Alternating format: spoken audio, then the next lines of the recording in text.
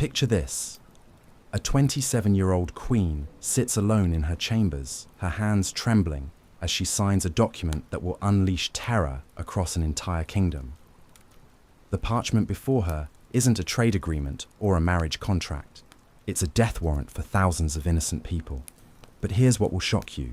This same woman will be remembered as one of history's greatest monarchs, the architect of modern Spain, and the patron saint of exploration. Her name, Isabella of Castile. And the question that has haunted historians for over 500 years is this: was she a victim of her time, a calculated monster, or something far more terrifying? By the end of this investigation, you'll question everything you thought you knew about power, faith, and the price of greatness. Because Isabella's story isn't just about medieval Spain, it's about how ordinary people become capable of extraordinary evil, and why we still struggle to understand the difference. Seville, September 27th, 1480. The air is thick with incense and terror. In the cathedral's shadowy depths, a crowd of thousands watches in horrified silence as 19 people are led to wooden stakes. These aren't criminals or traitors. They're conversos, Jewish converts to Christianity, accused of practicing their old faith in secret. The flames begin to rise, and from her royal viewing platform, Queen Isabella watches without flinching. This is the Spanish Inquisition's first auto de fe, its first act of faith through fire. But what's truly chilling isn't just the brutality, it's the methodical precision. Every detail has been planned, every legal justification prepared, every political advantage calculated. As the screams echo off the cathedral walls, Isabella doesn't cover her ears or look away. Instead, she nods approvingly to her advisor, the Dominican friar Tomás de Torquemada. This isn't madness, this is policy. This isn't passion, this is power. But how did a young woman who once showed mercy to her enemies transform into the architect of systematic persecution? The answer lies in a web of political manipulation, religious fanaticism, and personal trauma that shaped one of history's most controversial figures. To understand Isabella's transformation, we must travel back to 1451, when she was born into a Spain that didn't yet exist. The Iberian Peninsula was a patchwork of warring kingdoms: Castile, Aragon, Navarre, and the Islamic Emirate of Granada. But more dangerous than foreign enemies were the threats within. Isabella's childhood was marked by civil war and betrayal. Her half-brother, King Henry IV of Castile, was weak and possibly illegitimate. Nobles plotted constantly, alliances shifted like sand, and the kingdom teetered on the edge of collapse. At age 3, Isabella watched her family flee their palace in the middle of the night, displaced by yet another rebellion. Therefore, she learned early that survival required absolute control. But unlike other medieval rulers who relied solely on military might, Isabella discovered something more powerful: the unifying force of religious identity. In a fractured kingdom where Christian, Jewish, and Muslim communities had coexisted for centuries, she saw not diversity, but danger. In 1469, her secret marriage to Ferdinand of Aragon changed everything. Together, they weren't just uniting two kingdoms, they were creating a new kind of state, one where religious orthodoxy would serve as the foundation of political power. But this vision came with a terrible price that would stain their legacy forever. For centuries, Spain had been a place where different faiths coexisted. Jews served as royal advisors, Muslim craftsmen built Christian churches, and intellectual exchange flourished. But Isabella saw this tolerance as weakness, a crack in the foundation that enemies could exploit.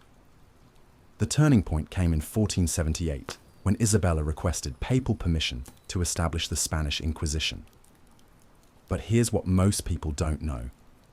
This wasn't a spontaneous decision born from religious fervor. It was a calculated political strategy that took years to plan and implement. Intelligence reports had convinced Isabella that conversos, Jews who had converted to Christianity were secretly practicing Judaism and potentially collaborating with foreign enemies. Whether these reports were accurate or fabricated remains one of history's greatest mysteries. But Isabella chose to believe them, and her response was swift and merciless. When Pope Sixtus IV granted her request, Isabella didn't just establish a religious court, she created a state-sponsored terror machine. The Inquisition had the power to confiscate property, torture suspects, and execute heretics. More importantly, it answered directly to the crown, not to Rome, giving Isabella unprecedented control over her subjects' thoughts and beliefs. But the true horror wasn't just in the methods. It was in the scope. Within 2 years, the Inquisition had spread to every major city in Spain. Neighbors were encouraged to denounce neighbors, children to betray parents, and servants to inform on masters. Fear became the kingdom's most effective governing tool. The question that haunts historians is this: did Isabella genuinely believe she was saving souls, or was she cynically manipulating religious sentiment to consolidate power? The evidence suggests something far more disturbing. She may have been both true believer and calculating politician, a combination that made her infinitely more dangerous. Here's the shocking truth that changes everything we thought we knew about Isabella. Recently discovered documents reveal that she maintained an extensive spy network throughout her kingdom, gathering detailed intelligence on every noble family, merchant guild, and religious community. She knew exactly who was loyal and who posed a threat, years before the Inquisition began.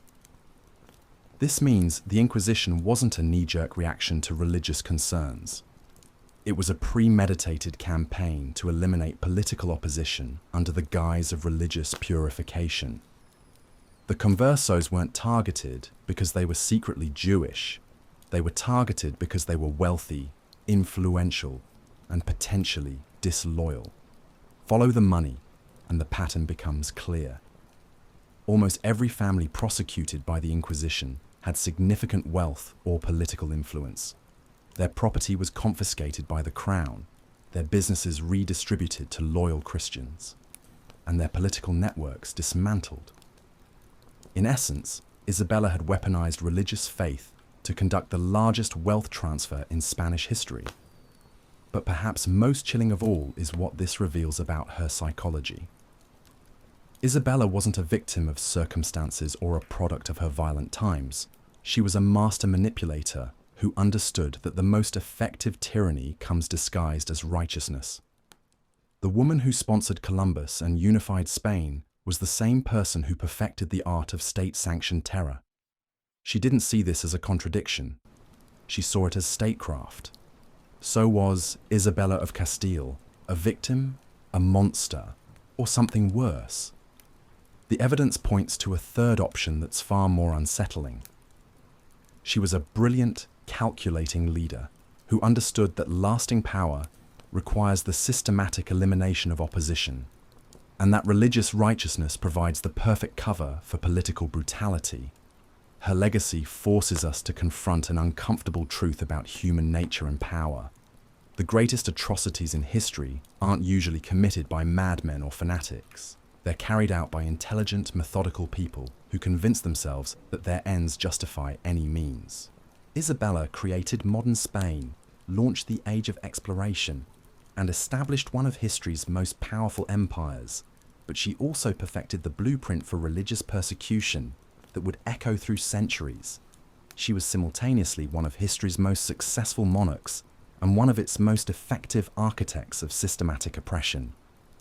The question isn't whether she was good or evil, it's whether we can recognize the Isabella within ourselves, because in every moment of moral choice, we face the same decision she did, whether to use our power to protect the vulnerable or to eliminate our enemies. In our next investigation, we'll explore how Isabella's methods spread beyond Spain's borders and examine the specific mechanisms she used to turn ordinary people into willing participants in persecution.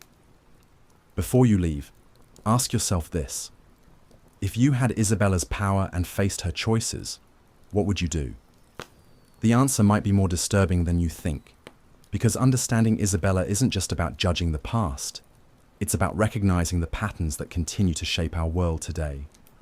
And that recognition might be the only thing standing between civilization and the next great darkness.